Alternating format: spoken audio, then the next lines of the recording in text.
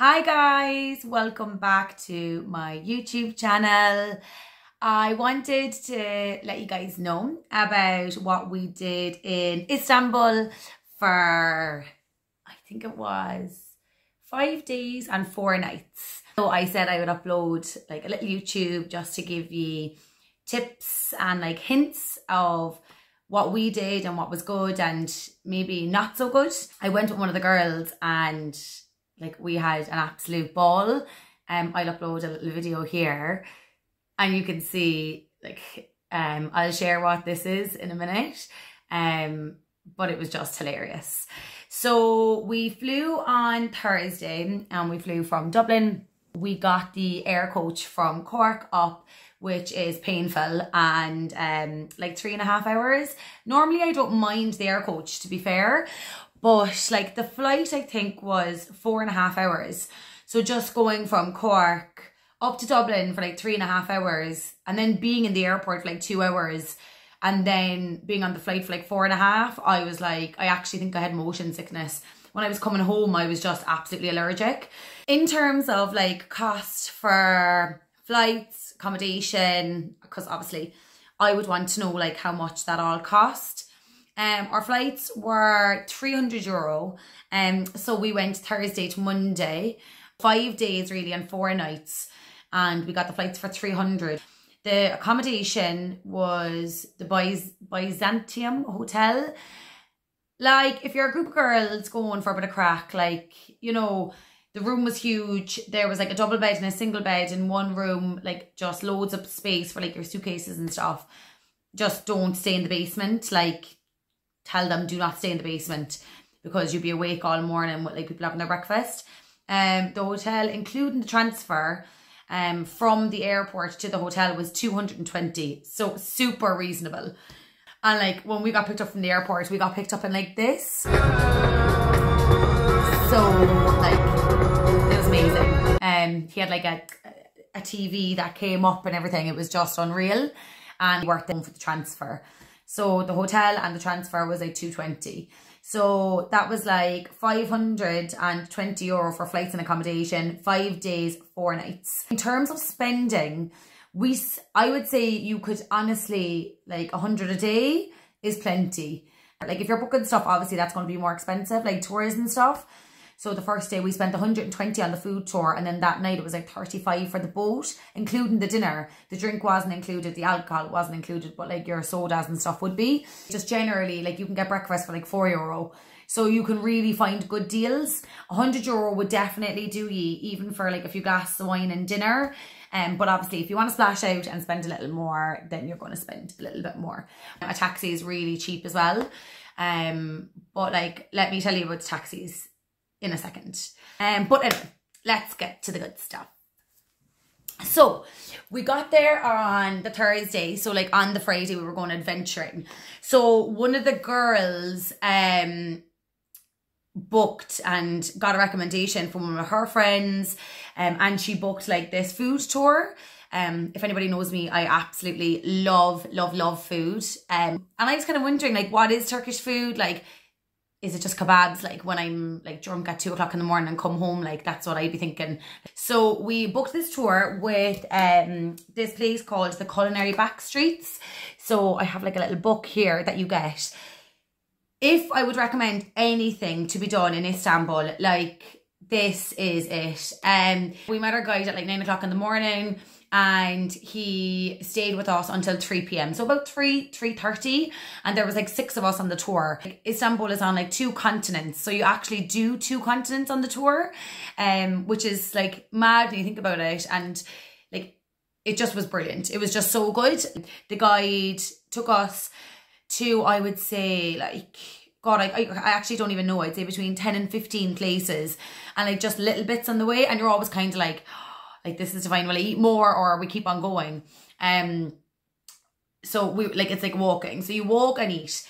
I will link this here for you. I think it was €120 for the ticket. But like the best thing I think that we did in Istanbul, I like heard loads about like this Turkish dance. It was like kind of a real cultural thing to do, and like, you know, you obviously want to be at one with the country when you're somewhere. So I was like to one of the girls, oh yeah, like there is this boat, like I looked it up on like TripAdvisor, or I can't remember the name of what I looked it up on. I link it here now. And I was looking up things to do. And when you think about when you go to a new country, things to do, there's normally absolutely loads. There actually isn't that much in Istanbul to do. You can go to like Cappadocia to see like the hot air balloons, which we were really wanting to do. It's actually a 2-hour flight from Istanbul to go to Cappadocia, but it's all weather depending. So you could fly there for 2 hours, you could have miserable weather and then not go up, which would be a nightmare. This thing was like on a boat, you'd actually go around, like do a few like tourist attractions around the city, and like you'd see a few like Turkish dance. I think they do this like spiritual spinning dance. So we booked it. I booked it anyway. It looked a bit like touristic, and like I was just like, look, let's just book it. We booked it and kind of got a little dressed up. Now it was pure touristy, right? Like a mix of like a group of like American students, like a family, like just girls on their own, like couples, like just such a mix, right? So it wasn't really tailored to like anybody specific. And we got on and I was like, oh my God, this is pure cratery. Like I was like, what am I after booking here? And you get a 3-course meal. I think it was like €35 each. So you get on the boat, you can actually organise a private transfer from your hotel to the boat if you want as well. And you get that option when you book your ticket. So we were kind of like wanting to have a few drinks. So we got like a bottle of wine and like got loose, like absolutely got loose. One of the girls, I was like, we finished the bottle of wine and I was like, oh yeah, I'll just get a vodka like and soda or something and have like one drink and just kind of tip away. And she was like, it's just so cheap. Let's get the bottle. Like just would be like making more sense. Like, and we got the bottle. Like, good night, God bless, see you later. We got the bottle and we ended up like absolutely like having a hurricane around Istanbul. You're on the boat and you're like, okay, great, I'm going to go around Istanbul on this boat and I'm going to see loads of landmarks. You can't see a thing, right? The windows are completely fogged up with all the people in there. So you can go off the back of the boat, like bring a jacket because it was like freezing, obviously with the wind. You can go off the back of the boat, like have a look. You can go into the top deck, like have a look. It's lovely, like to look at the sights, but you wouldn't be out there very long. And then like the entertainment started. So there was like a guy on the guitar. Then there was like these Turkish dancers. I'll pull a little video here. And you can see just such crack. And like obviously we were like getting into the vodka. So like everything was going to be the crack, right? And then we kind of befriended like this waiter on like the boat. And then like this belly dancer started. It was starting to get like chaotic. And everybody was like getting up to dance, like just great fun, great crack. So I would definitely recommend it. Now, look, it was a bit cratery, like, because it was just super touristic. But like at the end of the day, we are tourists. So like just jump on the bandwagon to have a bit of crack. The next day I did not get out of the bed until like 2 p.m. That's exactly what happened. I do like going out and I do like going to a new country, having a bit of crack, like going half culture, you know, maybe even 3/4 culture, a bit of party, nice food. Like, sure, come on, you obviously want to experience everything. The next day then we were like 2 dried up raisins, right? We actually got up at 2 and then we were like, we have to do something easy. So that day we went to the Grand Bazaar, which I link here as well. Like, I don't know if I'd rate it, to be honest. I thought it was going to be like little stalls and like a little bit more cultural. It was grand. Like, I'd recommend going if you want to go shopping and get like a handbag, a jacket, some shoes, divine. We went to the spice market. We just kind of walked around, got like ice cream, went to the spice market, and the spice market was very good. I really liked that. Next day was our last day, and obviously we wanted to go maybe see like a few mosques. So we went to see Hagia Sophia. Please, like, I hope I can pronounce that right. We went to see Hagia Sophia. Now, this tour guide came up to us, and with some of the mosques, like, they're free. Like, you know, if it's a mosque, it's free. If it's a museum, like, you'd have to obviously pay. But this mosque that we were going to, the Hagia Sophia, I'll share a picture here. Like, it was free. So we queued for an hour. Like, an hour, and people started skipping us at the end. I was like losing the will to live. It's amazing. Like, it was just really beautiful to see.